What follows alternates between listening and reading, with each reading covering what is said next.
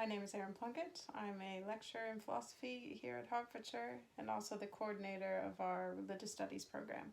And I think the appeal of philosophy for me has to do with its ability to speak to the fundamental questions that we ask ourselves about how should we live, what does it mean to live in a meaningful way. This very broad conception of philosophy is the reason I got into philosophy in the first place and the reason that I continue to be interested in it today.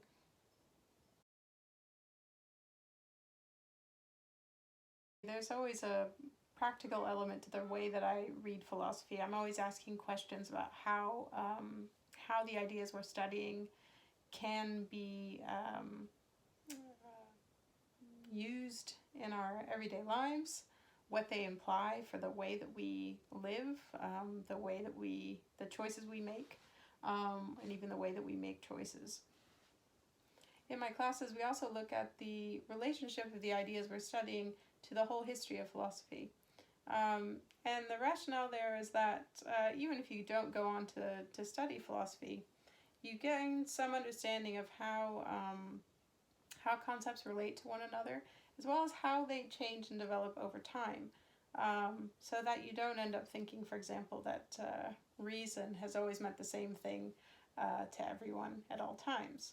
Philosophy, at the end of the day, one of the most useful things philosophy allows you to do is to question your starting point, question your assumptions, question the things that you take for granted.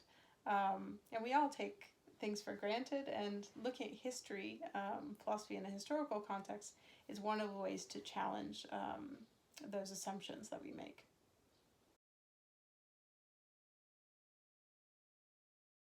The themes that I'm most interested in my research at the moment have to do with uncertainty and possibility.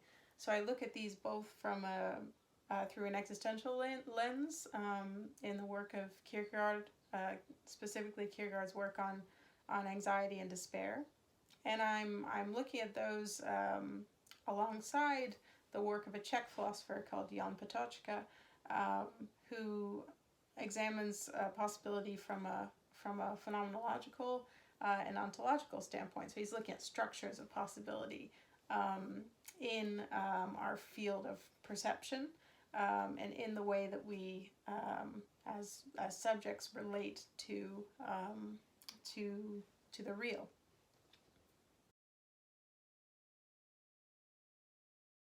One of the modules I developed here at Hertfordshire is our first year course, in which you'll become acquainted with some of the major figures within existentialism, including some prominent women philosophers within the movement. Some of the themes that we look at in this class include what it is to be free, whether freedom implies some kind of responsibility toward others, what the relationship is between our subjectivity and the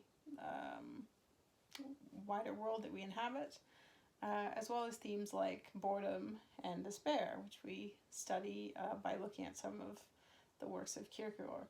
We also get a really good sense for texts in this class, and a good basis for reading skills in this course that will take you through the rest of your philosophy degree.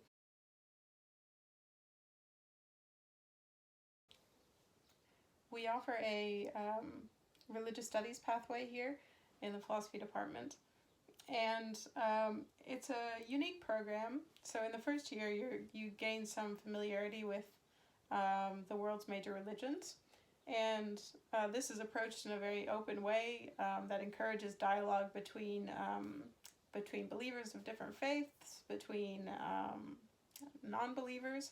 And there's a lot of dialogue in class between people with different starting points, so that you learn to come to understand another person's way of seeing. In addition to learning about the history of different religions, the way that they continue to evolve over time, their attitude toward text, their attitude toward change, toward wider culture. So that first year lays the groundwork for the rest of your study of religion, which involves different approaches, so philosophy of religion, ethics within a religious context, which you get in the second year, and then in the third year there are two options: a course on secularization called Religion and Modern Thought, which tracks the history of secularization from the Reformation to the present day, looking at what secularization means, and asking questions about the relationship between faith and reason. The second, third year module in religious studies is the Kierkegaard module. So this is a sort of deep dive into Kierkegaard's thought, and the class is kind of continues this approach you learn in the second year, philosophy of religion, as an approach to religion.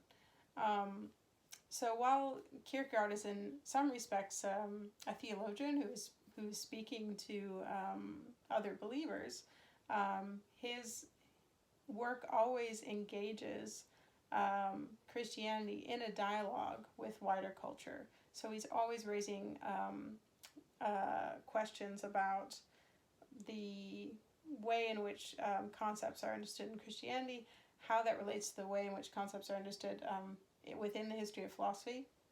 So he has this wide, this deep and wide dialogue with the history of philosophy in his texts.